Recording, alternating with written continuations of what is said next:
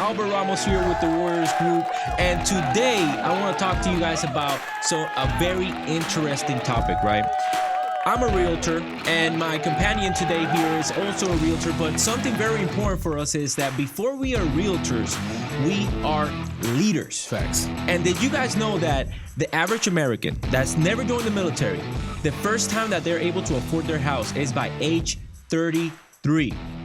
What we want to make sure is that you start making decisions today, regardless of what walk you are in your military career. You start taking good financial decisions today in order for you to be positioned to succeed. Today, I'm here with Jermarcus Tate, veteran of 21 years in the Marine Corps.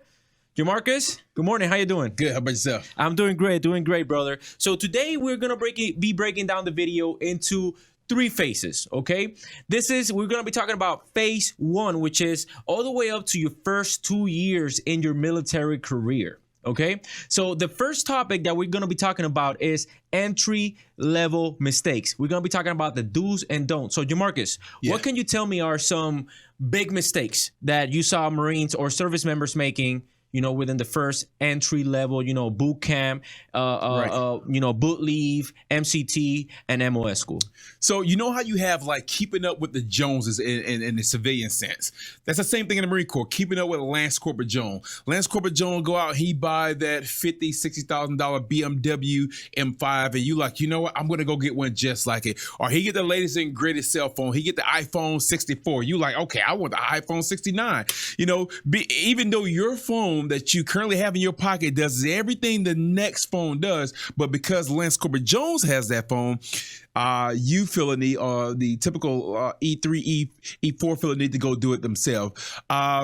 Even with rims, you go buy a car that's perfectly fine and you feel the need to dump even more money into a depreciating asset. So those are the big ticket items that I see a lot of entry level Marines mess up on when it comes to finances. And I agree with you a lot, right? And the reason why I feel, and you tell me if you feel the same way, right? The reason why I feel that Marines tend to make, or young Marines, as you say, tend to make those decisions is because that is the first time in their life, that they have that it's a false sense of accomplishment. Right. Like, I've made it. Now I can afford the car, when in reality, you could be making better decisions. Facts. Yeah. So, no, I absolutely agree with you. I think that, when you talk about young men and young women, they leaving their house, when they was at mom and dad house, they had this structure. They had mom and dad saying, hey, this is what you do, this is what you don't do. Hey, wake up, go to school, et cetera, et cetera. And then they joined the Marine Corps. And the drill instructors tell them the exact same thing. This is what you do. Give it to them. And then MCT, a little bit more freedom. And then once they get to the Fleet Marine Force, they kind of like, oh my God, what to do. And so sometimes they have the sheep mentality and they just do what the person to their left or to their right do without even thinking like, what do I want to do? What is my purpose? What is my why? What is the reason why I joined? And is what Lance Corporal Jones doing? Is that helping me towards my goal, my why, my purpose?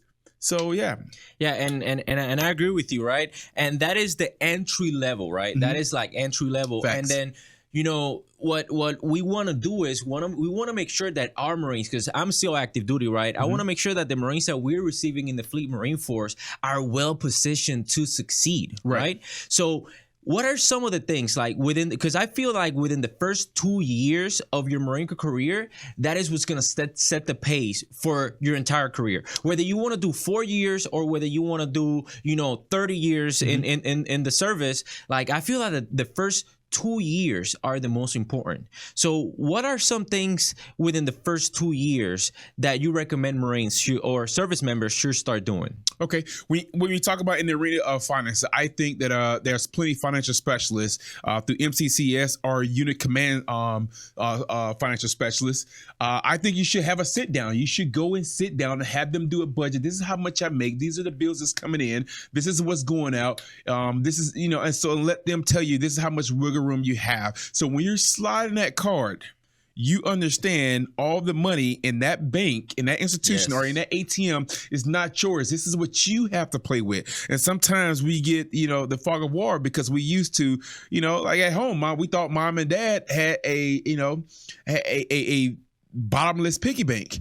And so one, that's the first step. Get to a financial specialist. Two, you know, I see so many people who do 4 years or do 20 years. And when it's time to get out, sometimes they're not ready.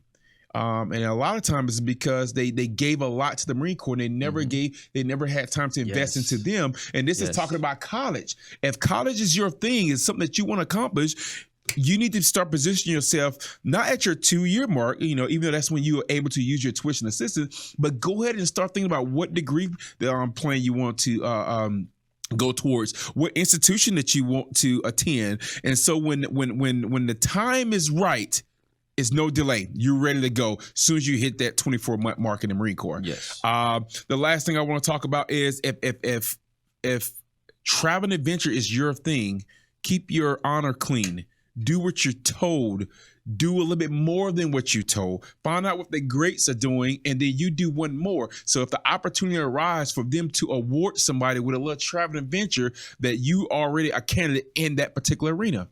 Yeah. And one of the things, right, that will make you or break you, I feel, is attending the personal readiness seminar. Okay. This is a tool that the Marine Corps is telling you, because one of the things that the Marine Corps was saying is when Marines were transitioning out, you know, they go to TRS, right? Right. And TRS is, you do it like within the last year of you being in, and then Marines were complaining saying, oh, well, I should have gotten this information when I was joining. Right. So the Marine Corps developed a program that is called PRS, Personal Readiness Seminar. And you attend this program within the first 6 months of you hitting the fleet. Attend that program, because that is also going to help you set the tone for the rest of your career. Right. And like you said, you know, it's going back to what you were saying, you know, whenever it's time for the Marine Corps to award somebody with something that you always wanted to do, it starts with communication. But you don't know what to communicate if you don't educate yourself like we're telling you to do. Educate yourself and be consistent. Because let's say, you know, one of the things that I see a lot is Marine get told no once. And then all of a sudden it's like, oh, well, screw the Marine Corps. I don't want to be a Marine anymore because my recruiter lied to me because he said that I was gonna do this. And then next thing you know, you're not doing it. But you have to be consistent. You have to be consistent. So that is one of the main things that we should think about, and you should think about as a service member.